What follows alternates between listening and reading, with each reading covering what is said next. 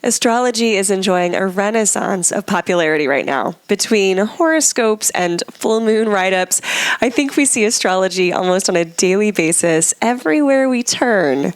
But it's also an important tool for the modern mystic and spiritual leader. We've talked a little bit about why that is in previous podcasts, but I want to dig in on this podcast to teach you a little bit about how astrology works, why it's so important for you, and how to begin looking under the hood of your own psyche, recognizing how astrology is essentially psychology, why astrology is such an important tool for you as a modern mystic and spiritual leader. Welcome to the Modern Mystics Podcast. I'm your host, Alana Kaivalya, the Yoga Doctor. I'm here to help you realize your potential as a spiritual leader and elevate your work in the realm of yoga, mysticism, and spirituality.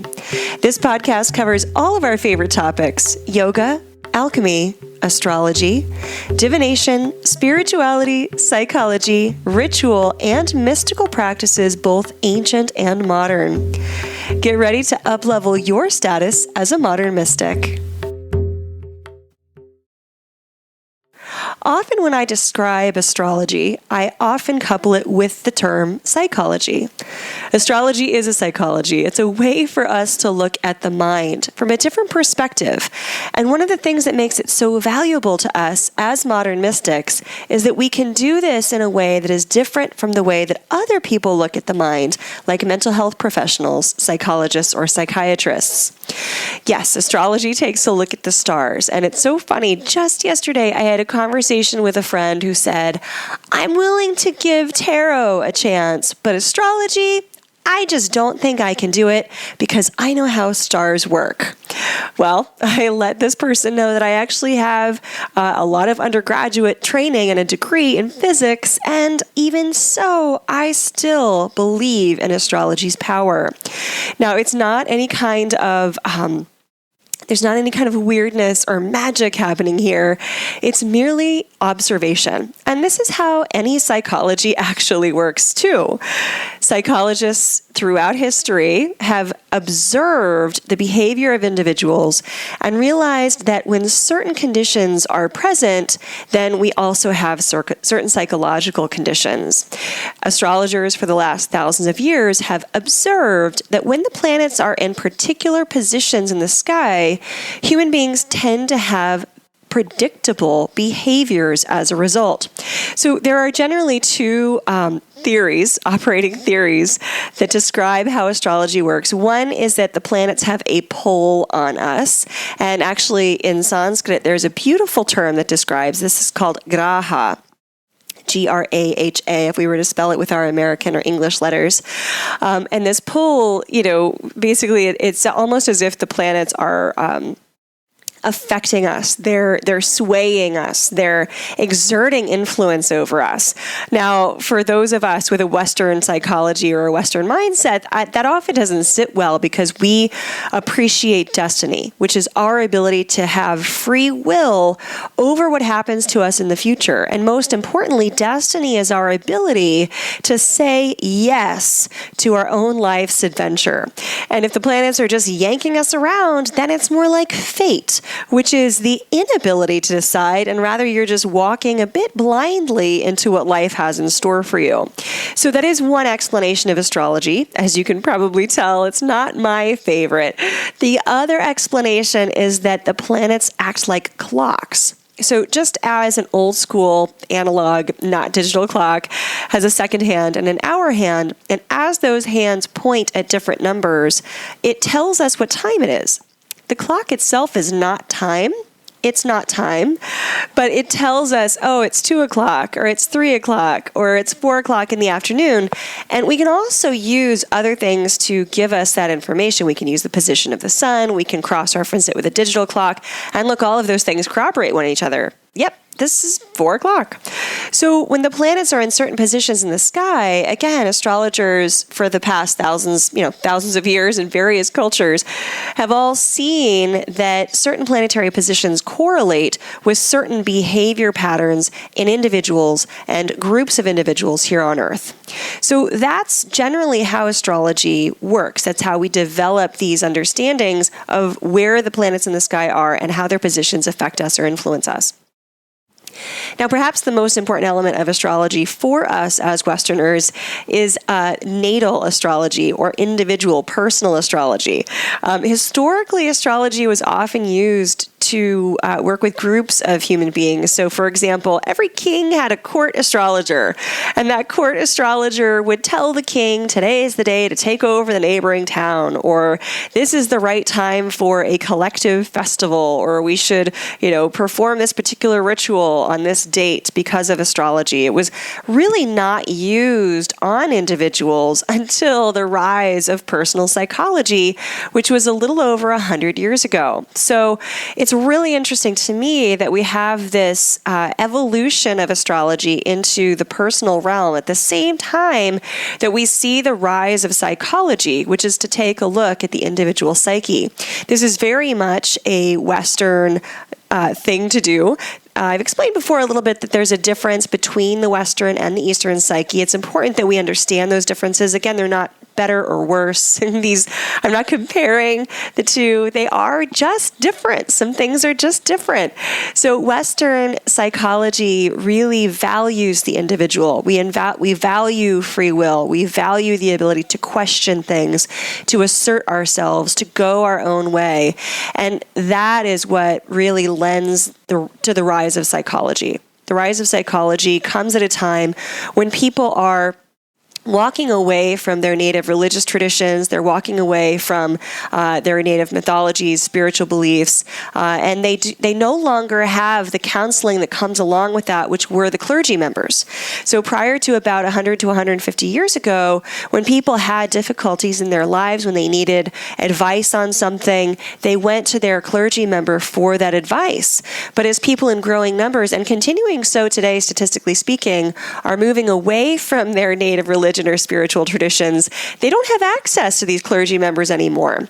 Well, when they're moving away from this initially at the beginning of the Industrial Revolution, which is when this occurs, we're moving towards science. We want everything to be concrete. We're very critical of everything. We have this real penchant, especially in Western psychology, to label things, to dissect things. I always laugh that in studying anatomy as a yoga teacher, we have all of these different muscles and muscle groups. Well, the body itself doesn't know that those different muscle groups exist. The body itself works as a whole unit. It's the Western anatomists who went into the body, dissected it, pulled out these muscle groups, and now we look at things in this very compartmentalized way. And of course, this happens all over the world. We have people drawing boundaries and maps where there never were boundaries or maps before. We have the discovery of new lands, the naming of things. This is a very Western phenomenon, and we're doing it with our psyche as well in the early 20th century. But there still needed to be some application of this for other things, and one of those things being astrology.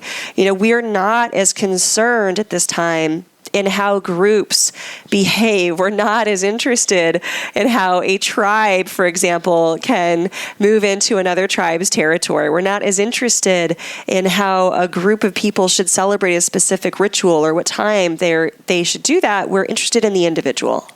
So there is this natural progression of astrology to start being more individually based and to take a look at the natal chart and what the natal chart says about a person, an individual. One of the things that you could go out to any location and ask any person you meet is, what's your sign? Everyone will know what their sign is. It's ubiquitous. And this is the first and pretty much the most basic element of information that you can know about yourself in terms of astrology. It is your sun sign. Now, I want to just quickly preface here that every person, is a complex coagulation of all 12 signs. We are all a complicated mix of all 12 signs. So simply knowing your sun sign is really not enough. It's really cursory. It's not going to give you the full picture. And especially if you're a person who doesn't quite resonate entirely with your sun sign, that's going to make sense to you, and that's why. I want to also give a quick public service announcement for you. There's really no such thing as a cusp. So many people explain away that feeling of not being completely resonant with their sun signs. Oh, well, I'm on the cusp of Leo and Virgo, or I'm on the cusp of Aries and Pisces. It doesn't work that way. When you work with a professional astrologer, you'll learn that you are actually one or the other of those things in terms of your sun sign, but that you'll hear and start to understand the way in which you are a complex mix of all 12. So the sun sign is the most basic, most cursory element, but everybody knows it, and we're obsessed with looking at our horoscope, plotting our days or our future or our decisions based on those horoscopes that we read. It's ludicrous, by the way, to think that 1/12 of the world's population is having the same day that you are, right? If we consider there are 12 sun signs, we divide the world into 12 different, pieces of the pie. You are not having the same type of day as, 12%, as 1/12 of the population. So horoscopes were a great way to popularize astrology, and horoscopes were actually invented by a newspaper journalist who wanted to get more readers. And this was about 100 years ago, and he stumbled upon natal astrology, and he decided to basically make up horoscopes. It was wildly popular, and that's where the tradition continues today. So I think that's pretty interesting.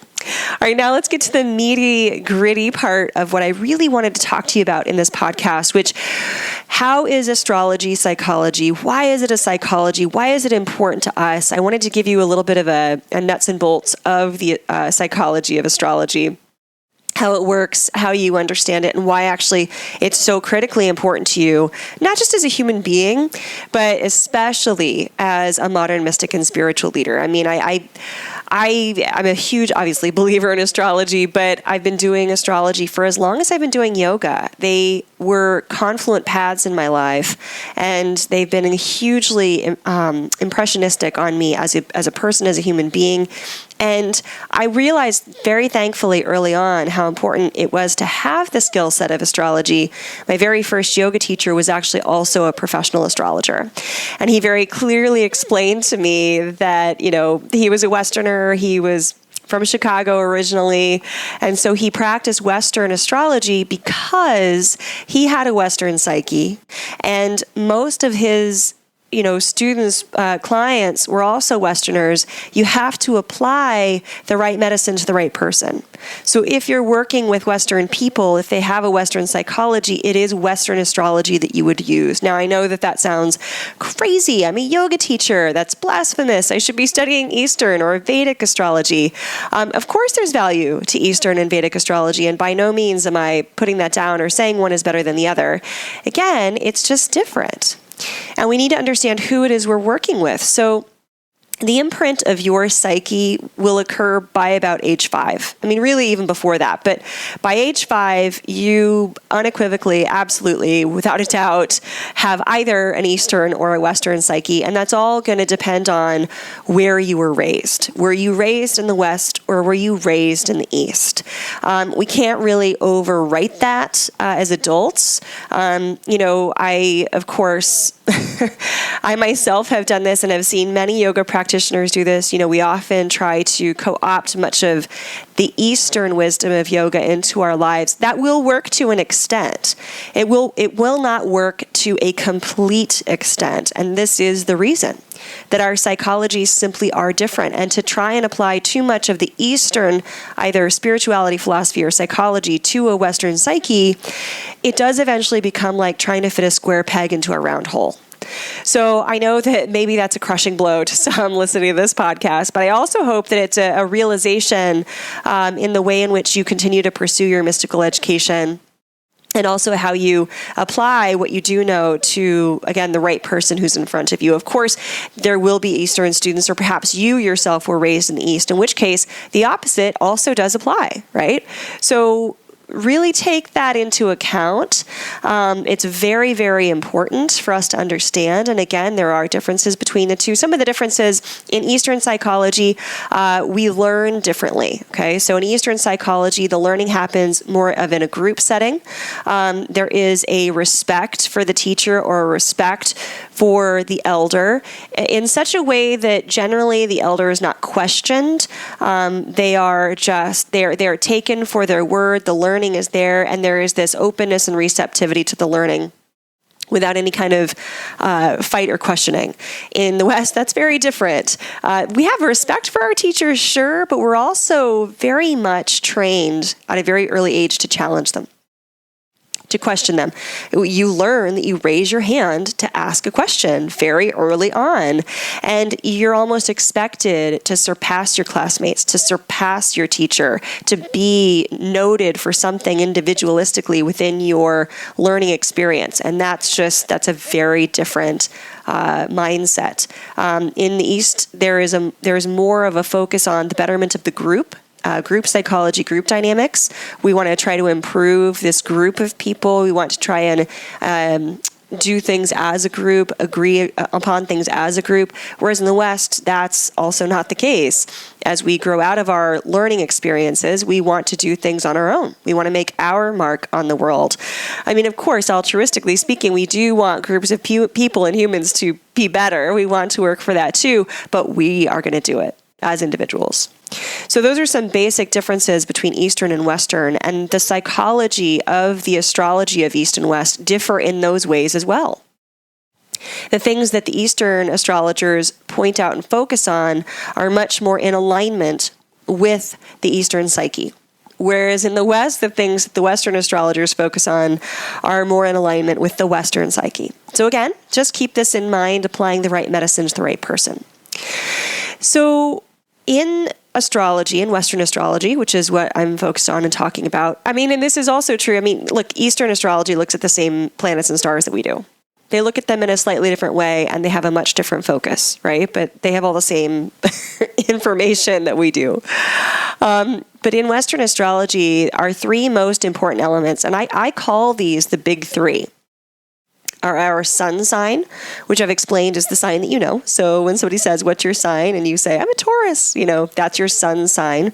That is the zodiacal sign that the sun was in at the time of your birth, essentially. So that's your sun sign.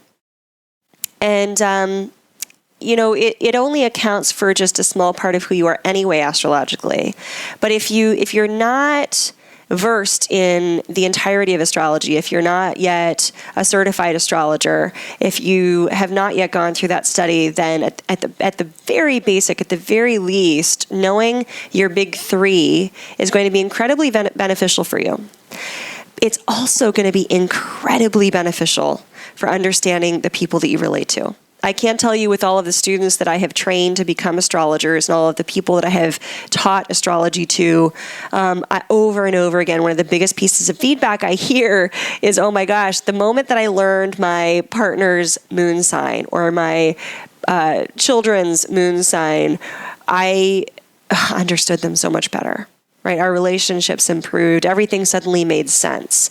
So it's kind of amazing that we already have in the Western astrology this setup of like this stuff is really, really important, and yet very few people, when you ask them, will give any answer of what their moon sign, and they won't even know what a moon sign is. Okay, so the big three is your number one is your sun sign, which is the one that you know. Your moon sign, similar to the sun, is the sign the moon was in when you were born. And then there is your ascendant, also called your rising sign. So these two words are interchangeable, your ascendant or your rising sign. And this is the sign, essentially, there's a line on the natal horoscope. The natal horoscope is divided up into 12 pieces like a pie. And there's a line that points directly to the left, and it signifies the horizon at the time of your birth, where the sun is essentially coming up, and that is your ascendant. That's what you're meant to ascend or rise into, aspire to, if you will. So let's give the psychological counterparts to these, right? So many of you have likely taken at least a basic psychology class at some point in your career of being a human, or you've heard good old Freud, who, overall, I'm generally not a fan of his psychological theories or techniques. However, he was correct and did many things right and got many things right. They're a little outdated at this point, but that's another podcast. And he will have taught us that there are three basic pieces or three basic elements of the psyche: the id, the ego, and the superego. Those are a bit reductive in their terms, so I'm going to explain them a little bit further, moving them forward in light of more, psychological advances. And I'm a student of depth psychology. I have a degree in that, so I go for that more depth psychological perspective too. Plus, of course, being, a spiritual practitioner and teacher for many years, we understand more things about the psyche. In any case, the ego it's the way you present yourself to the world. It's how people interact with you. It's how people know you. People who don't know you super, super well will often describe you in terms of your ego. This is your sun sign. So the way that people experience you in a first meeting or in the first few meetings, for example, they will often, again, describe you as your sun sign. This is not the totality of who you are. It's just the mask that you present to the world. It's just how you show your face. And you, as a spiritual practitioner, know for sure that the ego is not everything. It's a small part of who you are. And while it's often in the driver's seat and the source of much chatter, what the Buddhists lovingly call the monkey mind, it isn't the full picture. And much of our work as spiritual practitioners is to loosen the grip of the ego and to allow the psyche to become more transparent. So I often think of the ego as a little ball. And when we're not doing spiritual practice, if we don't move into these kinds of courses of study, that ball is opaque and you cannot see through it. And you essentially believe that you exist within it to the exclusion of whatever else might be on the outside. You believe your thoughts, you believe your emotions, you are beholden to them, you're often prey to them, and you're often reacting to them. You feel, when you're very much contained inside the ego, that life is happening to you, it's coming at you, that there's nothing you can do. You feel very victimized when you're, very much into the ego. But as soon as you make that tight ball of ego a little bit more transparent, and yoga practices will do that, things like meditation, things like chanting, mindfulness techniques, any kind of shadow work will help to loosen that ego's hold, certainly. Then you are privy to a landscape that is beyond the ego, but still part of your psyche that has much more wisdom, enrichment, and truth to it. So your ego is not the source of your emotions. Okay, your emotions come from a different part of your psyche, which Freud would describe as the id, but which I and other depth psychologists would call the soul. This is the deeper part of you, the more secret, hidden part of you. If you've heard talk of an inner child, this is where your inner child lives. The soul is very much in construct in early life. So by the time you're aged 5, maybe 7, your young childhood is very impressionable, and your young psyche makes certain decisions about life, how to deal with it, and who you are, that then dominate even your adulthood. Those decisions made tons of sense when you were a child, but when analyzed as an adult, perhaps make no sense. So to give an example that I commonly use, when a 5-year-old witnesses a fight between parents or between caretakers, the 5-year-old will likely, it could do many things, but one of the things the 5-year-old often does is run away and hide. Maybe under the stairs or under the bed, right? Because it's terrifying. As a 5-year-old, you're not understanding what's happening. You witness this fight. You don't know what it's about. These are your caretakers. There's instability. It's scary, and you don't have the mental ability to process what's going on, so you run away from it. Totally get that. Totally understandable. So the 5-year-old hides and chooses not to confront the situation, not to participate in the conflict, but wants to get away from it as much as possible. And that is a successful choice for that 5-year-old. That 5-year-old feels better, soothed as a result of running away. Well, that behavior pattern is pretty much locked in. So that when that 5-year-old suddenly is 30 years old and there's conflict happening in their home, they choose to avoid it. They try to avoid it at all costs. They try to bury their heads in the sand. They try to run into the other room. They storm out of the house because that's how they deal with conflict. As a 30-year-old, that response is not helpful. But that's the response that's encoded inside the soul of this particular person. And it takes depth work. It takes deep work to take yourself back. Hypnosis even is another tool for this, to go back to that moment at 5 years old when you realized this was, at that time, a great response and you were taking care of yourself. But as a 30-year-old, you have an adult psyche now. And you can take care of that 5-year-old child on the inside and keep them safe during times of conflict. These are the points of resolution. So those are complexes that will be hidden in the unconscious, the id part of the psyche, that deeper part of you, again, what I would call the soul. This is where your emotions come from. This is where your emotions are essentially served up from this part of you, this unconscious part of you. And the way that you emote is very distinctive. The way that you deal with conflict, the way that you deal with triggers is very unique and distinctive. So all of us have triggers, every human being, even the most enlightened, the most well-practiced, we all have triggers. And a trigger is easy to identify because your emotional response will be out of proportion to the actual event at hand. Okay? And typically, if it's an emotional response like anger or frustration or sadness, you are looking at a trigger, right? Because even the most shocking of events, people can react in many different ways. But if you find yourself becoming angry or enraged or frustrated or sad, you are likely dealing with a trigger. And again, you're human. Everybody has them. This is good to know. It's great information. To have the spiritual presence of mind to recognize this is so important. Okay, so let me describe the way several people or a couple people might be triggered. Right, so there's a fight. Perhaps the fight is over the fact that the towels were not picked up off of the floor from the bathroom. Right, this is honestly, it's not a big deal. It's towels on the floor. Who cares? But there's something about that event that triggers the person. And the emotional response is out of proportion to the event itself. Okay, we know it's a trigger. And that person, rather than just picking the towels up, leaves the room, closes the door, and stops speaking, stops even answering the other person. Well, to the other person in the conflict, this can be very confusing. But wait, I just wanted to talk about this. But wait, I thought this was no big deal. But wait, it's just the towels. Like, what are you doing? And suddenly that person feels abandoned and like, the original person doesn't really care.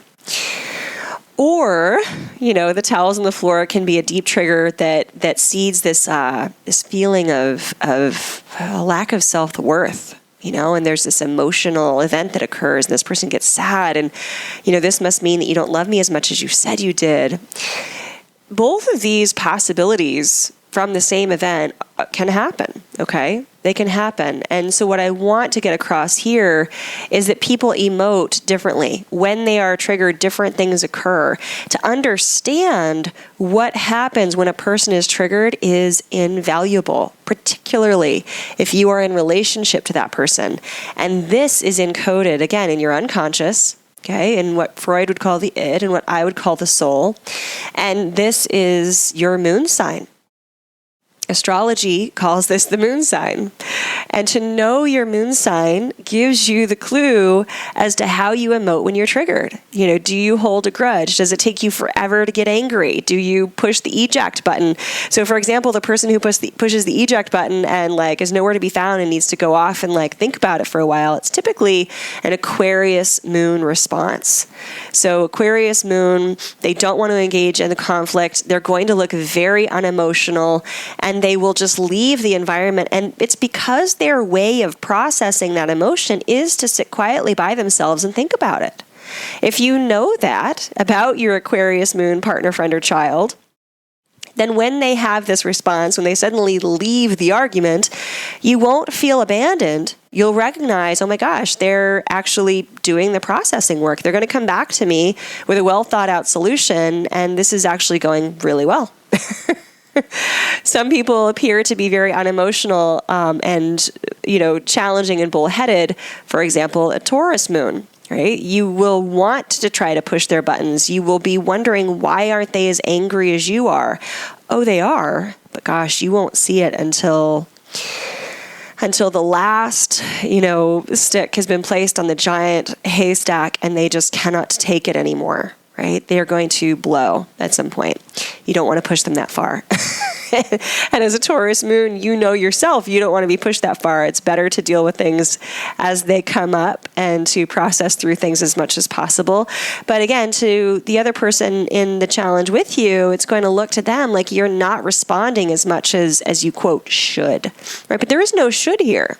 There's multiple opportunities, multiple ways for people to emote, and this is such a valuable thing to know about your partner, your friend, your child, your business partner, your family member. It will explain a lot, I promise.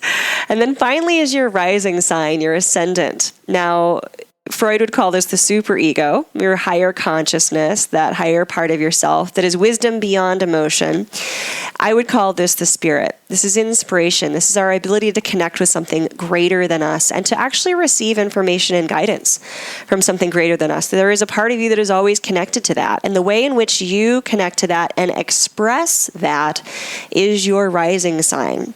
So again, your ego is your face to the world. Your moon, that's your sun sign. Your moon sign is your unconscious or your soul. That's the way that you emote, or, it's a lot of your encoded, more inner child kind of energetic psychological blueprint. And then your rising sign is what you hope to ascend into. So often when people try to describe themselves, they describe themselves in terms of their rising sign because it's very idealistic, right? You really want to be this person that you want to become. So you'll often describe yourself in that way. And when you are moving into your rising sign, you feel truly, truly in alignment with the core of who you are. This is oftentimes where we'll discover someone's purpose or their passion, the thing that just makes them feel most alive. Often people are in a flow state when they're truly aligned with their rising sign. And anytime they're ignoring it, repressing it, or not moving toward it, they're going to feel a deep sense of apathy or anxiety, or even depression. So the rising sign is a very important part of who you are, and it does to some extent. There are other things in natal astrology that point to this too, but it does to some extent represent part of your soul's journey. It especially represents your ability to connect with all the parts of your psyche, because that, my friends, is yoga. All right. Yoga is a psycho-spiritual state of being. It is, which means both a psychological and a spiritual state of being. And it occurs when all parts of you are unified, when your ego is transparent enough for you to actually receive the deep wisdom from your soul, your unconscious, for you to receive the higher wisdom from spirit, your superego. This is what yoga is. It allows you to have excellent decision making, to go with your gut, to be inspired, to follow your true dharma, your path. That is the state, the mind state of yoga. Yoga is a mind state. Yoga is fundamentally a psychology. So looking at this incredible tool of astrology, which basically gives us the blueprint of your psyche, I like to call it your energetic blueprint. It shows us what your habits, patterns, and tendencies are. You know, what's amazing to me is Carl Jung, who's the founder of depth psychology. When he saw private clients, he would not see a private client until he had read their natal chart. And the reason is because it saved him 6 months of having to try to figure out who this person is and what their problems might be. If you read their natal chart, they walk in and he's got a whole leg up on even where to begin and what questions to start asking. So it's an incredibly powerful tool, and it's a tool that you and I can use as spiritual leaders. Again, that's a different way to look at the person's psyche. It's a different way to access who they are. It's a different way to get to know them more deeply, to see what their purpose is meant to be, what their familial karma is that they're meant to be worked out, where their career should be heading. It is powerful stuff. It's powerful stuff. And again, we're not the only ones to use this. Mystics of all time have had a form of astrology. Every mystic practice that we look at throughout history, any mystery school that we know about has always had a form of astrology. So we are truly bereft in our mystical education if we're not at least learning more or entertaining the idea of astrology, right? Every culture throughout history has had its own astrology. The Mayans had their own astrology. The Babylonians had their own astrology. Greeks had astrology. Romans had astrology. Egyptians had their own astrology. It's been pervasive throughout time because we live amongst the stars and planets. This is a part of our nature. We've always been guided by this. We're still guided by this. The moon still sways us in very powerful ways. It's not really something we can ignore, particularly those of us who are in a spiritual career. So, my friend, I hope that this podcast has gotten you excited about astrology and has given you a good foundation as to how the psychology of astrology works, and some powerful information as far as the big three goes, your sun sign, your moon sign, and your ascendant. And I want to invite you into my highereducation.yoga membership group this month, where we are talking more very specifically about this and specifically about astrology and how and why it works. We're going to be talking about how to find your sun, your moon, and your rising sign. I'm going to tell you more about it, and I have another special video inside the membership this month about psychology and astrology. So I hope that you'll join us there. I invite you as a podcast listener to enjoy a 2-week trial for only $1. Just go to highereducation.yoga/trial to find that. And you'll meet so many more mystics just like yourself, spiritual leaders just like yourself, and we'll continue this conversation, and I would love to have you there. If you've enjoyed this podcast, please leave a good review on whatever outlet you have found this podcast on. Not only does it give me the warm fuzzies, and I greatly appreciate it, but it also helps others to find this podcast too. Thank you so much for listening, and until next time, namaste.